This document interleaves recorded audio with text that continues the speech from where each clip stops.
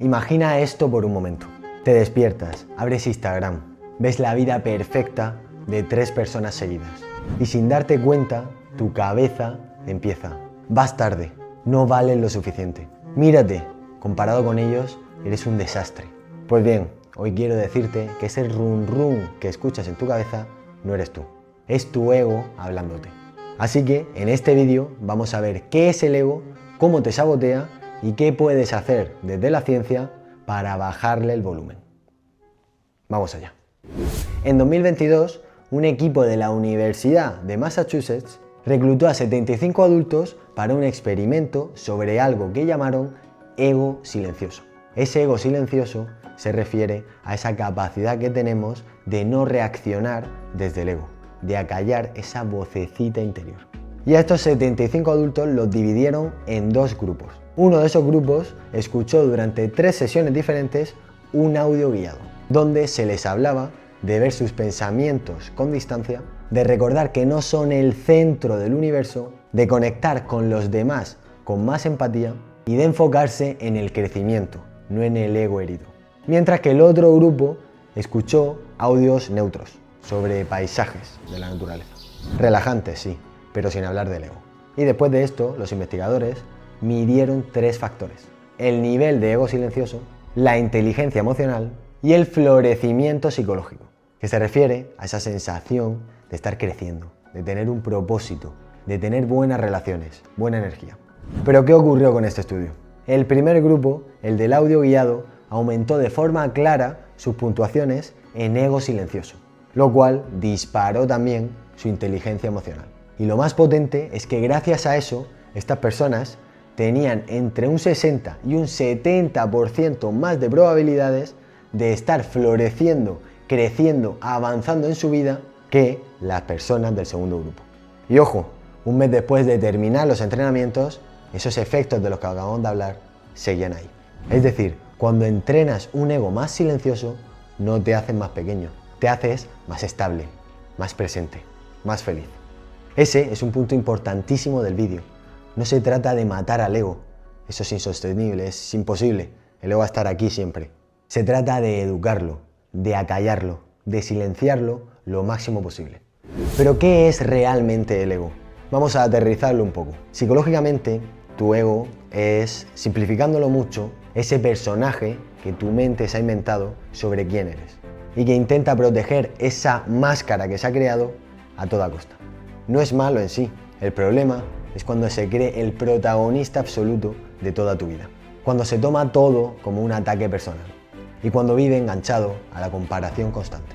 A nivel del cerebro existe una red llamada red por defecto y esta se activa cuando no estás concentrado fuera, sino pensando constantemente sobre ti mismo, imaginando el futuro, recordando el pasado, dándole vueltas a lo que otros puedan pensar de ti. Esto se podría traducir a que cuando tienes un ego desatado, tu cerebro entra en modo yo todo el rato. Y cuando tienes un ego más calmado, estás más presente, con menos ruido, más en calma. Y ahora quiero dejarte algunas señales muy típicas de que tu ego te está saboteando. Mientras te lo cuento, observa si te identificas con ellas. La primera señal sería compararte todo el tiempo. Estás scrolleando redes y sin darte cuenta, ya estás midiendo tu valor en función de los demás. La segunda señal es esa necesidad constante de tener razón. Da igual el tema. Si alguien discrepa, te pones a la defensiva, subes el tono o te cierras en banda. Tercera señal, esta es muy típica, te lo tomas todo a lo personal. Un mensaje sin contestar, una cara rara, un no a un plan. Y tu mente monta una película donde tú eres el rechazado. Cuarta señal, vives pendiente de la validación externa. Likes, mensajes, qué orgulloso estoy de ti. Cuando están, subidón. Y cuando faltan, vacío. Quinta señal, tener una narrativa de héroe o de víctima. La narrativa típica de un héroe sería algo como: yo soy el que más se esfuerza, el que más hace, nadie me entiende. Y el de víctima sería algo así: a mí siempre me pasa lo malo, el mundo está contra mí. Y la sexta señal que quiero compartirte es ese miedo brutal a equivocarte. Y no te lanzas a hacer cosas nuevas porque tu ego no soporta la idea de fallar delante de otros. Si te has visto en varias de estas situaciones, perfecto. Y te digo perfecto no porque esto sea agradable, sino porque cuando lo ves, puedes empezar a trabajar con ello. Pero volvamos un momento a la ciencia, volvamos a hablar de ese ego silencioso. Los psicólogos Wyment y Bauer desarrollaron la idea de que este ego silencioso es más tranquilo, que no necesita demostrar todo el rato, no se defiende atacando y que puede pensar en sí mismo y en los demás a la vez. Estos psicólogos hicieron un estudio donde encontraron que las personas que tenían un ego más silencioso puntuaban más alto en satisfacción vital, tenían menos estrés y menos síntomas depresivos y mostraban más cualidades como humildad, compasión y autenticidad. Según estos psicólogos, ese ego silencioso se apoya en 4 pilares. La conciencia desprendida, que es cuando observas tus pensamientos sin creértelos del todo. La identidad inclusiva, sentirte conectado con los demás, no por encima de ellos. La toma de perspectiva, ver las cosas desde otros puntos de vista. Y la mentalidad de crecimiento. Usar todo lo que te ocurre en la vida, ya sea bueno o malo, para aprender y para crecer. Y ahora sí vamos a lo importante. Ahora, a partir de aquí, vamos a traducir estos 4 pilares en ejercicios prácticos y concretos para tu día a día. La primera clave sería ponerle nombre a la voz del ego. Y el primer paso sería separarte un poco de esa voz interna. La próxima vez que oigas en tu cabeza, no vales, van a pensar que eres ridículo, no estás a la altura. En vez de entrar al trapo, di por dentro, vale, esta es la voz del ego hablando. Incluso puedes ponerle un nombre gracioso, como el crítico, el juez o el dramitas.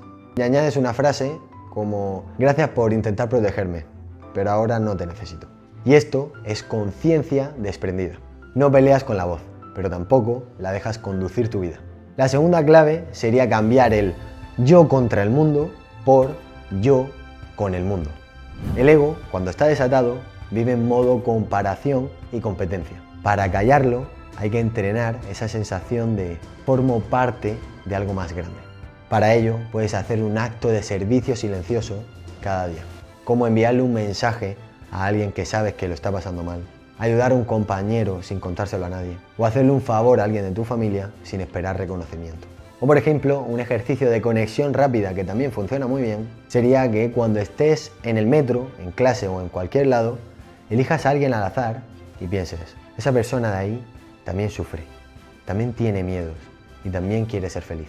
E intenta empatizar con sus sentimientos, intenta reflexionar acerca de lo que esa persona puede sentir también. La tercera clave sería cambiar la forma en la que discutes con los demás. El ego se alimenta muchísimo de las discusiones. Si quieres bajarle el volumen, prueba esto en tu próxima conversación difícil. Antes de responder de primeras, antes de reaccionar, pregúntate, ¿quiero tener razón o quiero entender? Cambia frases del estilo, es que tú siempre, es que tú nunca, por cuando pasa esto, me siento así. A esto se le llama tomar perspectiva. Sales un poco del centro y abres espacio a la visión de otro. La cuarta clave sería reescribir el fracaso, del ego herido al ego aprendiz. Al ego le aterra una cosa, equivocarse delante de otros. Pero la forma de debilitar ese miedo no es evitar el error, sino cambiar el significado que le damos al error. Así que te propongo que elijas una situación donde tú opines que la cagaste, o que por lo menos así lo viva tu ego. Y cojas papel y boli y escribas 3 columnas. En la primera pongas los hechos, solo lo que ocurrió, sin juicios de ningún tipo. En la segunda columna coloques la historia del ego, si te dijo soy un desastre, nunca aprenderé. Y en la tercera columna la lectura de crecimiento. Aquí veo que necesito mejorar en esto, la próxima vez puedo hacer lo otro. Es una mentalidad más de aprendizaje y no tanto de lamentación. Y termina con esta frase, no soy el error, soy la persona que está aprendiendo de este error. Este tipo de mentalidad de crecimiento es uno de los pilares del ego silencioso y se ha relacionado con más claridad de identidad, más bienestar interior y menos estrés. Así que para finalizar, si tuviera que resumir el vídeo en una sola idea, sería esta.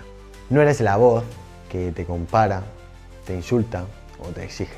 Eres la conciencia que puede ver esa voz, cuestionarla y elegir actuar desde un lugar mucho más tranquilo y humano.